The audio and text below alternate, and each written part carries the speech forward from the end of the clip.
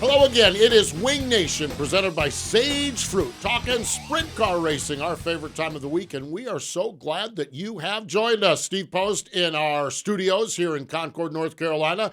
Joining me from our Lethal Chassis studios up in central Pennsylvania is Ashley Stremme. Hello, Ashley. How are you? I am fabulous. The sun has been shining here in Pennsylvania the last few weeks, so a lot of great racing happening. I want to go back the last few weeks before we get into our lap around the sprint car world. The sun has been shining. For the last number of years, we've done the Weichert Memorial where the sun was not shining, okay? A couple of weeks ago, we recorded last week's show in advance, so we don't get a chance to double back on it. I just want to tip the cap to Steve O'Neill, Todd Weichert, and everybody. Those two guys just kept bullheadedly going forward with the Weichert Memorial. And Ashley, we saw what the Weichert Memorial looked like with good weather a couple of weeks ago, and they have got a Grand Slam home run. Kudos to them. Oh, of course. You know, we saw what it was like when it rained one night every single year, and it was great then. So you add the sunshine to the mix. You don't have any other option but for it to be A+. No doubt. A+, that's for sure. Let's take a lap around the sprint car world.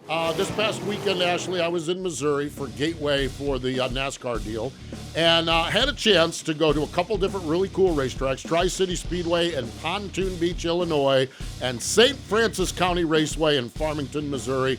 There are some great 410 sprint car racing, or is great sprint car racing in the Midwest, okay? The MOA series, the MOA sprints, they started in 2011, just like Wing Nation. And Ashley, they built a series around Jacksonville, Illinois. That's a weekly Friday night, or mostly weekly Friday night track. Actually, it's one of the Dirt Vision tracks, but they have built a really, really neat series out there with MOA. They sure have. 16 to 20 races. It's perfect. The guys aren't busting their tushes every single week to make things happen. They race Illinois, Missouri, Iowa. And some guy named Jared Hull has really stunk up the show since 2011 with 5 championships. But just incredible stuff that the MOA has done over the last several years. Yeah, other champions there that we may recognize the name as well. Parker Price Miller, Paul Nienheiser, and last year's champion was Zach Dahm. Friday night was Tri-City, the 178th series race, and Jake Newman picked up the win. So a great, great time at Tri-City, and a track that I always wanted to hit. I went to on Saturday night, St. Francis County Raceway. At least back to 1990. I don't know when they started racing there. When I look at some of the winners, they ran a late model race. Scott Bloomquist has won there, Frankie Kurt, Chad Kemenaugh, Danny Lasowski, Spencer Baston, and so many more. Ashley, a lot of tours have rolled through here, but there is something really special about a Saturday night local track as well. Yeah, you know, it's the heart, right? I mean, just like Tri-City. Friday night racing, Saturday night racing, they're staples in the community. It's what people do every single weekend, and it's what they look forward to and where they spend their hard-earned dollars. No doubt about it. Saturday night, the winner in the 410s was a guy named Steve Short. He is a truck mechanic at a local garage. I love that. Precisely my point. Exactly. My point. It was so cool to get out to St. Francis County Raceway, that is for sure. Let's go off from turn number 1. Let's head to turn number 2. Western Pennsylvania Speed Week, Ashley. There was 2 winners here. Wednesday and Thursday at Mercer and Pittsburgh's Pennsylvania Motor Speedway, the winner was rain. Mother AJ Nature. Flick changed that after once they hit the weekend, it was all AJ Flick. He has definitely got that car figured out. And you know what? We chatted with AJ once before, and he's talked about coming to Central Pennsylvania, race his port occasionally, and how that's helped him get better and get his car tuned in. So maybe he's definitely got it figured out.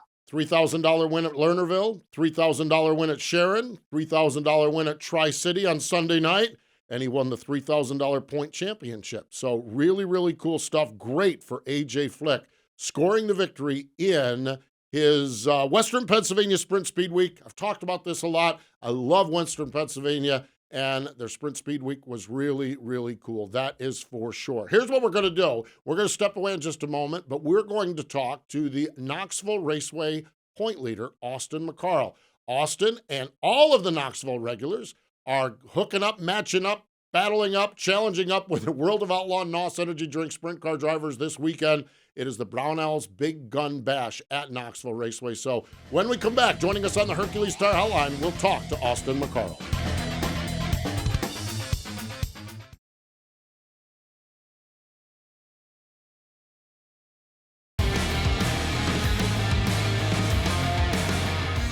Welcome back. It is Wing Nation presented by Sage Fruit. Let's get right to it. The Hercules Tire Hotline joining us from out in the state of Iowa, the point leader out at Knoxville Raceway. Austin McCarl joins us. Hello, Austin. How are you?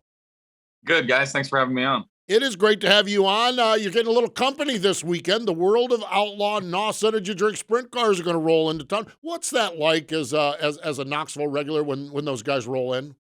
It's a great challenge. It's a good opportunity to test yourself against all those guys and kind of see where you fall. Maybe give you a little preview for what's to come in August, when obviously all those guys and everybody from around the country will be there. So it's a good way to kind of test your car and your program against those guys and see where you qualify, and maybe just kind of build a notebook towards the big one in August. Speaking of that, Austin, do you prepare any differently for this week, knowing that they're the heavy hitters rolling into town than you do any other week? And do you kind of try to lean on those guys when they're in town and try to maybe learn things from them? Oh, absolutely learn things. I try to prepare the same way. I mean, we go to the racetrack every week, every Saturday and Sunday, or wherever we're going to win.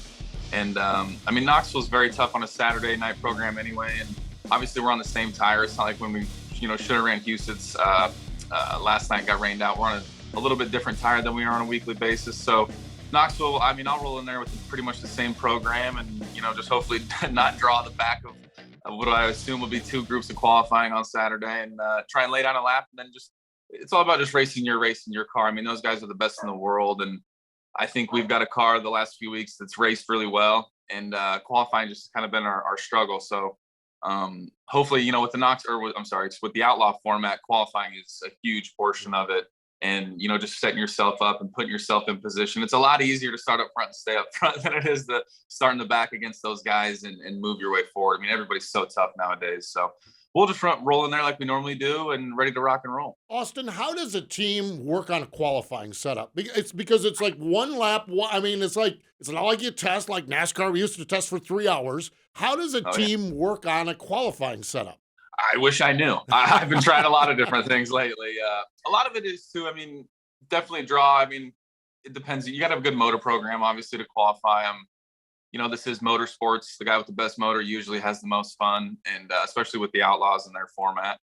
So, I don't know. I try different stuff every week. A lot of it can be just putting your car in the right position, right spot on the racetrack can be huge.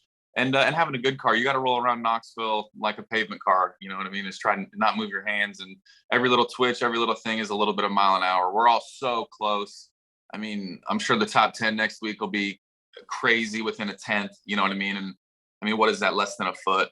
I don't know. It's insane. So I don't know. You just keep working. Sometimes I wish I was built a little bit more like Kyle Larson or Ryan Timms a little bit. I probably got 100 pounds on those guys, which definitely doesn't help qualifying. But I don't know. You just go in there and try and do your best, lean on your motor builder and some other guys to hopefully fuel it right. And like I said, I got to do my job and have a good car that rolls around there and put it in the right spot. Austin, you talked about the track changing, and I think it was Brownie who told us, every lap Knoxville can potentially change every single lap. And with that being said, you're sitting out there waiting to be pushed off. Do you have somebody telling you, or are you trying to put yourself in a position in the infield that you can see at least one of the turns to see what the track's doing, knowing that you're sitting in that car rolling out and you haven't seen the last 4 guys qualify? Yeah, honestly, these cell phones right here in Dirt Vision have changed the game. You'll see guys now, and especially, the big teams have cell phones or an iPad hanging from the deal, watching every little thing, because, the first 10 guys can go out there and lay laps around the top. And then the first guy that goes and runs the bottom can be, a tenth and a half, 2 tenths quicker. And then all of a sudden everybody goes and runs the bottom. So, yeah, like Brown said, I guess, it changes at the drop of a hat. And sometimes what you think would be the fastest way isn't. And again, too, it just kind of depends on your car. Sometimes, if the bottom's there, you got to be a little bit set up to do that, and gearing and, the way the way you have your car compared to running the top. If you're just going to go out there and run 2 laps wide open and try and not move your hands, you can be a little bit different with your car, I think. So, yeah, I mean, it's just tricky and cell phones. And yeah, you do lean on people. Hopefully, the outlaw teams will have good mechanics that pay attention. And I try and lean on my dad and brother for that type of stuff too. If one of us has gone out before the other and kind of give an idea of what the racetrack's like and maybe where they made mistakes and I could have driven a little bit harder here or different here or whatever. Or maybe I should have got the wing back or, on and on and on. But yeah, so you just lean on your guys. And obviously the cell phones now have totally changed the game. Austin, you have historically ran a number 17A car, kind of traditionally been your car, but this year mixing it up with the Country Builders number 88, one of the most beautiful race cars, that maroon car. Is it California? How did you guys, because your dad raced for him, how has that relationship come together? And then the decision to go with that scheme this year, how did that all come together for you guys? It is kind of weird how things, fall into place. I think being in California, driving for the Tarletons, kind of set everything in the right foot. I was hanging out with them a lot. The Ophil family is like family to us. Yeah. I mean, they've been a part of my dad and my family forever. I've never not known the Ophils. And, Kyle was driving the famed 88 Weldon Ophil Special, I'd call it, and decided to step away and step down. And Keith called me and just asked me if I'd like to come finish the year last year. And, we struggled a little bit out in California, and but we sat down and Weldon wanted to come back here and run for Knoxville in weekly points, which kind of shocked me, but pleasantly. I was definitely very happy. And I don't know, it's just they're family to us. I mean, it's kind of a fun relationship in that way. I mean, they've been a part of my dad. Country Builders has been on my dad's car for, I mean, literally ever, still is. And I mean, without him and that relationship, I wouldn't have the relationship. So I don't know. It's been a great opportunity for me to kind of take my team to the next level and being able to have a couple more motors under the bench rather than just one and one car in the trailer, so it's been a great opportunity for me so far. And, it's all just thanks to Weldon Ophil and the whole Ophil family and Country Builders Construction and all the other people a part of it too. But they've definitely been a huge part of taking my team or this team to the next level. And look, so far we've started off pretty good. It was fun to start the year out in California with the Outlaws. I think that's huge to get rolling in the middle of the summer to start racing as soon as you can. I've never really been able to do that, so I think that's been huge. And hopefully we can get a couple more wins here under our belt at Knoxville and finally get that one at Houston's off our back. And I think we're gonna have a fun rest of the summer and build this deal. Austin, obviously leading the points at Knoxville, one finish outside the top 10. So that's pretty impressive. Currently sitting second at points at Houston. I know you talked about the tire situation there, but what would it mean to you to be able to capitalize and maybe win both points championships at both racetracks this year? Oh, it'd be huge. It'd be obviously awesome. I mean, that's your goal at the end of the year and going into the winter. If you can say you won 2 championships, that's pretty cool. So, and especially at 2, really historic places, at least to me, Knoxville's huge. Obviously it's, the sprint car capital of the world. And fortunate enough to already have 1 championship in 2018. Would love to get a second one. It's kind of like, to me, it's a little bit like in the NHRA when you break a track record or a world record or whatever, you got to go back it up. And I feel like I got to go back it up to kind of prove to myself that, I don't know, that you deserve it or whatever. But and yeah, if we can get the one at Houston's as well, that'd be great. A great little cherry on top. I love Houston. It's a second home to me. I tell people all the time. I mean, my entire life, I grew up racing Knoxville on Saturday with my dad and hopping in the car or the truck and driving that 5 hours up to Houston's every week. It's I mean, we've got a little family of people up there too. It's really cool in the Sioux Falls area. So yeah, that'd be great. That's obviously the goal. But I mean, right now, to win championships, you got to win races. And I think if you win races, that's kind of I don't want to say a bigger deal, but throughout the year, I don't know, it helps everybody's morale. So hopefully my goal is just to win races and let the points fall where they may and race as hard as I can every night and whatever happens. Austin, you talk about going to Houston's with your dad as a kid, at Knoxville with your dad. Now, your dad might have been a little bit of an instigator. So as a little guy going to the racetrack, hearing people say things about your dad, what was that like? I don't know. We always took it as a compliment, really. I mean, Yeah. To be truthful, like he loved it, and we did too. I mean, my mom's probably got a couple sketchy stories walking down the old stairs at Houston's. When we'd go try and get in victory lane photos from the suites up there. But I mean, he was winning. That's why they were booing, and that was our job, was to go there and win. He loved getting them riled up. He loved being the villain, or still is. But I don't know. I guess for me, it was just kind of normal and natural. Like it didn't really phase me. We just kind of expected it. And when it didn't happen, it was kind of weird, honestly. I mean, he got out of the car at Knoxville last week after winning, and I was getting ready for the first feature or the second feature, excuse me, and they were booing like crazy, and it felt like old times again. It was awesome. I mean, I don't know. It gets me excited right now just thinking about it. I love it. That's my goal. I hope one day I get out of the car and they just boo like crazy and just want me out of there. You know what I mean? Like that to me is winning. So I don't know. I guess to answer your question, we just thought it was normal and normal life. I mean, growing up, little kid. I mean, that's just all we knew. Everyone hates a winner. I'm not sure why that is, but he would always too. Sorry to interrupt you, but he would always too. I mean, we would have they would go crazy and boo, and then he would have the longest line of T-shirts. People standing there waiting for autographs. So I mean, what was really? I don't know. And to talk about your dad, let's talk about your younger brother, Carson, as well. What's it been like? Have you kind of been a mentor to him, like your dad has been to the pair of you? How does that brotherly love work between you two? Brotherly love. That's funny. No, I'm just joking.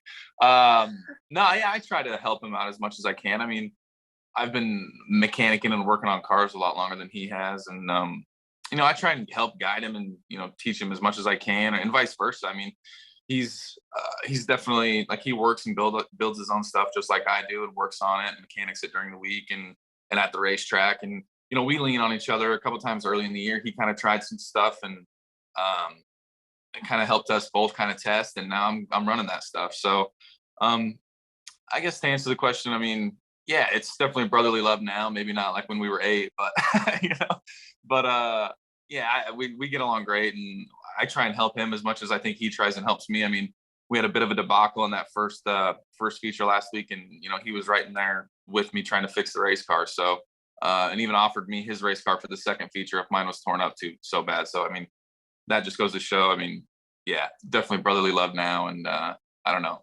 I love racing with my brother. Really cool stuff. We're getting close to the end of this, but I wanted to ask the dynamic now. We talked to your dad a couple of weeks ago about now running in the 360s. Have you guys kind of gotten comfortable with that race night dynamic with him in a different division? Because for so long, you were all in the same division. How is that working for you guys? I think it works pretty good. I mean, the goal of that, I think a little bit, was to take a little bit of the load off all three of us during Knoxville weekly program night. I mean, it's a lot going on with 3 teams and help. And I mean, it just gets a little hectic every once in a while. And honestly, I think the best part selfishly for me has been, to go back to an earlier question, he gets to watch me more now. Like, instead of racing against me in the feature or in a heat race, or, he's got to be up in staging to go qualify. He can watch the racetrack, and, his opinion to me is the most valuable on earth, and he's out there racing before me. He goes and qualifies before me. And so selfishly, I love it because he's on the racetrack before me and can kind of help guide me and Carson and be like, hey,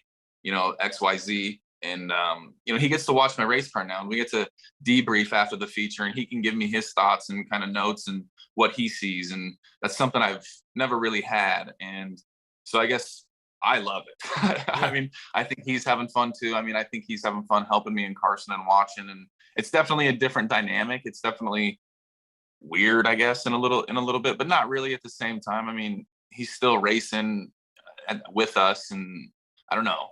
It's definitely different, but selfishly, I think it's helped me quite a bit. Great stuff, that's for sure. It's the Brownells Big Gun Bash this weekend, Jackson next weekend, and the Huset's High Bank Hustle coming up. Austin, we appreciate your time, and we wish you the best as we roll through the month of June with you guys. Yeah, thanks, guys. Thanks for having me on. There we go. Austin McCarl joining us here on the Hercules Tire Hotline. Stay with us. More Wing Nation presented by Sage Fruit in just a moment.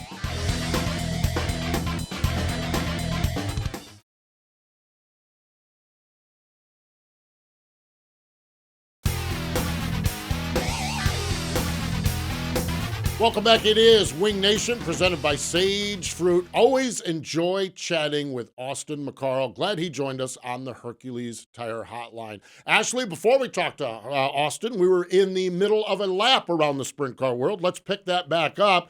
We were talking to Austin. We were on the backstretch because we just finished turn number 2. Let's head to turn number 3, Ohio Speed Week. The Buckeye State is fixing to get very, very busy. It is true. Attica, Fremont, Wayne County, Sharon, Atomic, Waynesfield, Limaland, and of course, Portsmouth. A incredible week ahead for Ohio Speed Weeks. But the two words I've been hearing from everybody is that it's grueling but fun. Grueling but fun. Now, you just mentioned Portsmouth, okay? There's a whole lot more to Portsmouth than just a regular show. This is the Dean Niddle Memorial, $20,554 to the winner. And Ashley, our buddy Jeff Niddle, boy, I'm telling you, nobody puts more into sprint car racing in this event than he does. It's true. I've known Jeff for several years, and he's always loved sprint car racing. And to see him make his dad's race so large is absolutely incredible. And I can't forget his sister because she makes her dad's incredible fudge. Oh my gosh, they shared that fudge with me one time up there. Oh, if I knew there was some up there right now, I'd drive up there to get some. That's how good the fudge is. We've talked about this with the All-Stars. This will go a long way to determine who are the championship contenders. The other thing about Ohio Speed Week that I just love, Ashley, is Stephanie Linder spearheads a campaign of giving and taking care of the drivers. What she does, what the fans do in Ohio is nothing short of special. It's true. I know she is willing to take all the drivers' uniforms and get them washed, but the last couple of years, she's taken it to a whole nother level by getting the fans involved and taking food donations or quarter donations, whatever it may be. It means a lot to these racers, racing so many nights in a row. And if you have a bad night and you wreck your car, you're working all day to get it fixed. It's nice to have a extra Gatorade or some extra snacks around to have. And Stephanie has done an incredible job with that. Yeah, she posted something this week that I never would have thought of. You're tired, you're wore out, you maybe wrecked your race car, you've survived, you go to the car wash, and the change machine is broken. Just bring quarters. So if you're going, hey, take your favorite team, $10 worth of quarters. Who knows? It may just make their lives a little bit easier. That's turn number 3. Let's head to turn number 4. The Outlaws are going to Knoxville. It's the Brownells Big Gun Bash World of Outlaws versus the Knoxville Regulars. The last 2 years, though, Ashley, it's been about a 3-driver story there at Knoxville. It is true. Kyle Larson obviously leads with 5 wins, and then Carson Macedo and David Gravel both have 2 wins. So we'll see if someone else can enter the chat on this one. Yeah, Carson Macedo swept this weekend last year, if you remember out there, and he showed up a few times this year on regular shows, and looks like he hasn't forgotten his way around the half mile at the famed Marion County Fairgrounds as well. Last time a local won, it was 2019. Brownie won the opening night, and I know our guest earlier, Austin McCarl, is hoping to be the guy that can do that again. I'm telling you, they'll burn the joint down, Ashley, if a McCarl wins against the Outlaws. I don't know that the place will be standing when we roll out there in August. Well, as long as they're booing, Austin will be happy. So that's all that matters. I found that fascinating. I found that really, really cool. That is neat stuff, that's for sure. And we have a whole bunch of neat stuff here on Wing Nation. Now, Aaron and I, we talked a little bit about this. The Huset's High Bank Shuffle coming up at the end of the month. Aaron, my co-host of our Tuesday show, her and I are going up there for 3 nights of World of Outlaw racing and a lot of money on the line. But we have so many neat things going on at Wing Nation. We have our live show on Tuesday. We have our podcast series. Wow, Ashley, you sat down with Lindsay up there in Pennsylvania and did a great job last week on your podcast. She does a great job covering the sport up in central Pennsylvania.